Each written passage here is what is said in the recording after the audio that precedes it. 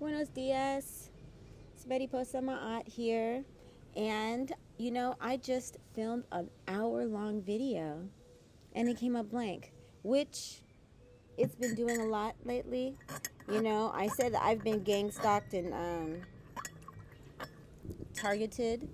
And through the web and through messing with my stuff, but it's not going to stop anything over here, so I'm not even going to worry about it. I'm just going to go ahead otra vez. I'm not going to make it as long, but I am going to share what I intended to, and that is the 7 or 8 ways that living in Mexico has transformed me. Okay. Number one, and actually I'm going to do it in a different order than I did before. Number one, I would say that in Mexico, specifically where I am and the way that I've moved, has enabled me to be alone and to release all of my codependent behaviors that made me very emotionally unintelligent in the past.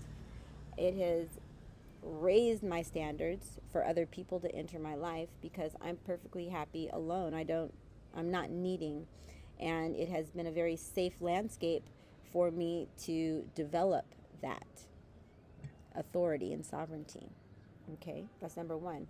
Number two, the tropical environment here, and the fact that there's sun all year round. There's only a rainy and dry season. Right now we're in the rainy season, which is technically like the winter season in America, but on the equator, it just means that sometimes it rains, which you love because it's so hot, right?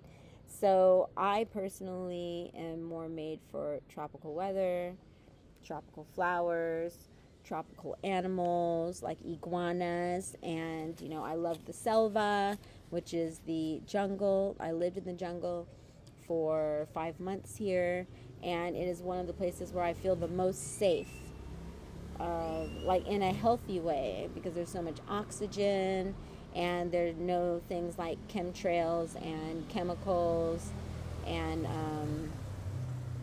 5G. All those things don't exist, and so it really helps me to feel very safe. The radiation, all that. Not to mention how much I love all the tropical plants and trees and fruits, the diet. All of those things are very affirming.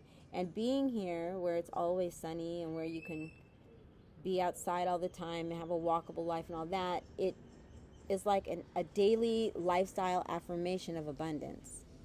It feels abundant all the time here and beautiful. You don't have to go buy flowers. You can just take them off the flamboyant tree, El Arbo.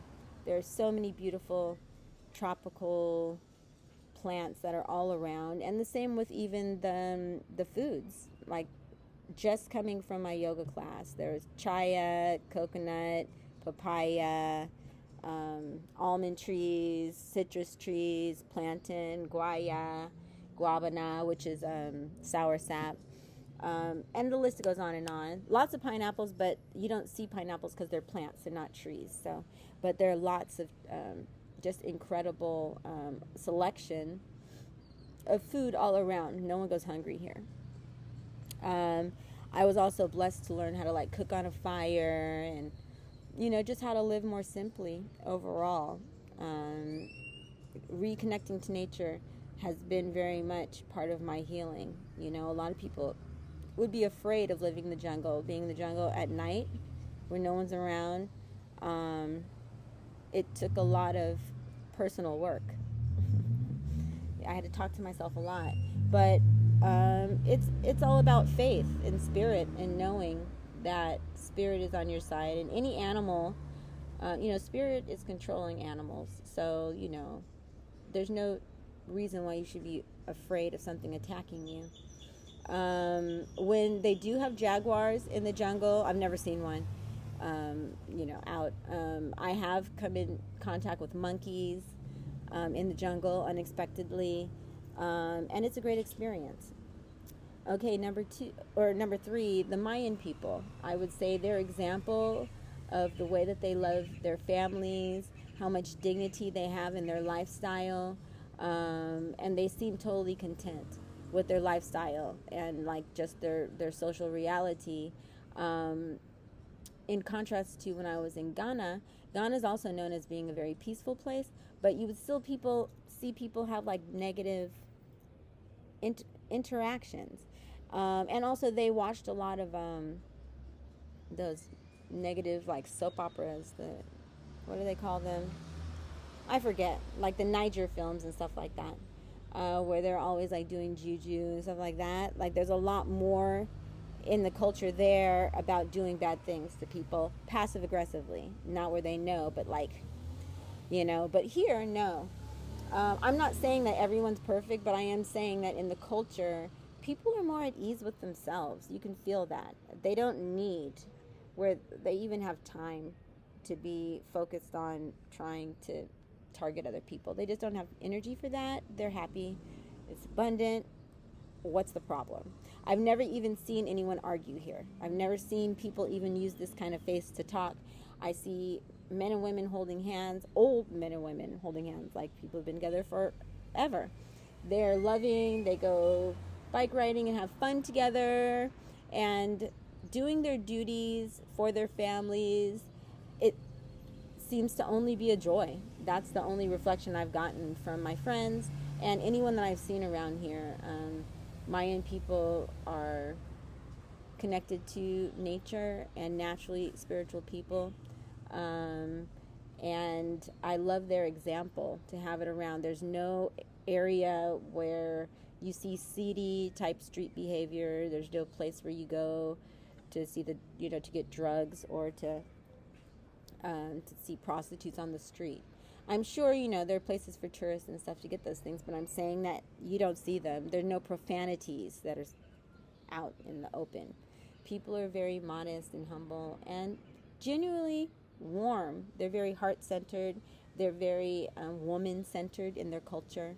And all of these things are very uplifting. When I was in Africa, again, it was different. I just saw the white Jesus a lot, everywhere, on every taxi, every place. But here you see Guadalupe everywhere. And sometimes Santa Muerte, but Guadalupe is really representing. So yeah, I think that that affects the mentality of the people. They also are very loving of women overall.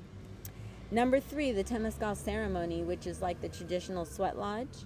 I'm not going to go through all of the ceremony like I did in the last video because I don't even know if this video will come out, but it is a transformative ceremony that is in a structure that they build with sticks, and they put a cloth over it. They put there's a hole in the center of the ground. They take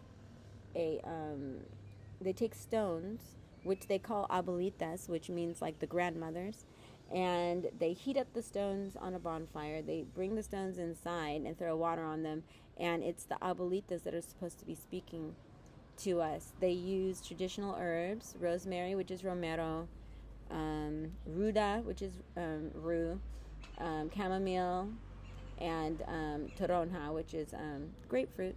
They use those 4 things in the 4 rounds, and it brings up an aromatherapy that awakens certain things inside of you. The heat makes you go deep inside of yourself, do the spiritual work, and the last round you die and you come out. It's a rebirth, and it really does feel like when you come from outside of the womb, which is what the Temescal is. It's supposed to be the womb of Mother Earth.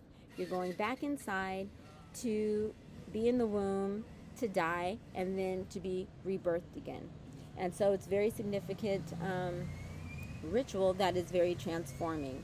There's music, like we sing, there are prayers, there's music, and it's one of the most amazing things in my life. I love that aspect of the culture. Number 4 is the respect, honor, and celebration of death, which goes in line with what I was just saying as far as the Temescal. It is known that in the 4th round you die in order to get born again. So in America, a lot of people like to talk about being born again, but can you talk about the death? And can you be thankful for that death, for getting rid of what you no longer needed? Right now, we're preparing for the full moon. And during the full moon, what we do is a death ritual. I mean, people don't say the word death, but what you're talking about, when you're talking about releasing the things that you don't need, you're talking about dying to those things, right? And death is a great release, and it's something that saves us from being imprisoned in the same thing. So we are very thankful for Santa Muerte, and we're very thankful for the special time of the year, El Dia De Los Muertos, the Day of the Dead, which is the same time as Halloween. Here in the Mayan land, it's Hanal Pishan, and it's very traditional. They've always done it. Everyone knows that during that time, it's a very sacred time of year where the ancestors are close to us in spirit, and so the people here, they honor them properly and with joy and with no bad feelings. When they put the skull on their faces and all of that, it's only an honor. In fact, traditionally, what I learned is that they would actually put the skulls under the ground of the house. They would put it under the house, and they would bring the skulls out for the celebration in the past, and probably maybe in some traditional places in villages, but not here anymore. They don't do that, but they did in the past. And so the skull was a symbol because it actually is what they use. They actually use the skulls to give honor to their family. So they throw a party for their ancestors during this time. They create altars for them, bring up their pictures, the only time of the year they do that, to welcome them to the party. They make their foods. They make their traditional foods, like cochinita pibil. And it's a grand party. I participated, and I'm so thankful to my friend Sandra for inviting me to that. And it's a very magical experience. Now that I'm older, I will say that I really appreciate the spirit of Santa Muerte, because we deal with death a lot. We know people who die all the time. And then also we're getting closer to death. I myself had a 3-day experience of death when I was in Ghana. And so I'm not afraid of death. I've been there. And it was very relaxing and quiet as far as I was not traumatized by it. And just like a lot of people say when you die, right? So me and Santa Muerte, we're friends. She let me come back to finish my work. And when I'm done, she'll take me again and help me move to my next chapter, right? So we all need to be at peace with life and death. And here in this culture, they are. I don't know what number. Another thing that transformed me is the release around the stress about money and whether you have enough. Being here has been so liberating. And it's not about me having so much money, because there are times when I ran out of money completely, for different reasons. It's not something that people need to be afraid about, but I ran out of money. But I was able to, exchange my English for lessons, or to easily, like $50 can go far here. So it's like, I could easily live a week off of $25. I mean, yeah, I could live off of $25 as far as food is concerned. And so just knowing that, it doesn't give you the feeling that you need to hoard or hold on to things or be afraid that one day you won't have, because everything is so accessible. I don't want a huge closet of clothes, because why? I just have exactly what I want at that time, and when I don't want it, I get rid of it so I can free the space for new things. And so this is the first time I've ever felt truly comfortable being a minimalist and having very little. It's fine. Like I'm not yearning to regain all of the material things I had. I don't want them, because everything that you have is a responsibility. So I've freed myself, and I'm very happy about that. Number 6 is the sacred sites. Of course, this is something that everyone knows about as far as the pyramids and the ruins. The Maya are known for them, and the culture that it is representation of. I've been to many. I've been to Tulum. I've been to Muyil. I've been to Chichen Itza, which is one of the most famous ones in the world, and it's very close by to where I live. It was seen as one of the 7 wonders of the world. Ekbalam is very close to where I live, closer than Chichen Itza. And Koba. Koba is amazing too. Koba and Ekbalam, you can still climb. Very big pyramids. And Ekbalam, you can like go inside of rooms and stuff. It's pretty amazing, the feeling of that. Whenever I go to these places, I like to be alone, to do my prayers, to sit with the ancestors, really, to give honor to them. I always bring offerings, which is traditional, of course. I bring copal to burn. I talk to them. I honor them. I thank them for letting me be in their sacred space. And that is transformative. The cenotes are very sacred. They're the only place in the world where we have them is here in the Yucatan. And I guess in Quintana Roo too, because millions of years ago a meteor hit the Yucatan and it created this network of caves where they have water also. And that's what the cenotes are. It's where they have this natural water where you can go swimming in it, and the water is like holy water. It's so fresh and clean, and it's rejuvenating, and it's sacred to be there. It's transformative. The people consider this network of caves and cenotes to be connected to the underworld, or to be the underworld where the spirits go when they pass. And they've found many, many things inside of the cenotes, including people that they throw in sometimes. I don't know if it's like a sacrifice or if they are already dead or what. But they have places where they find, skulls, people, and stuff like that. But also lots of offerings, many, many offerings. I was blessed when I was in Dos Ojos with the Mayan priest. He actually took me under his land where he has a network of caves and an altar to honor the ancestors. And so that was a very blessed experience.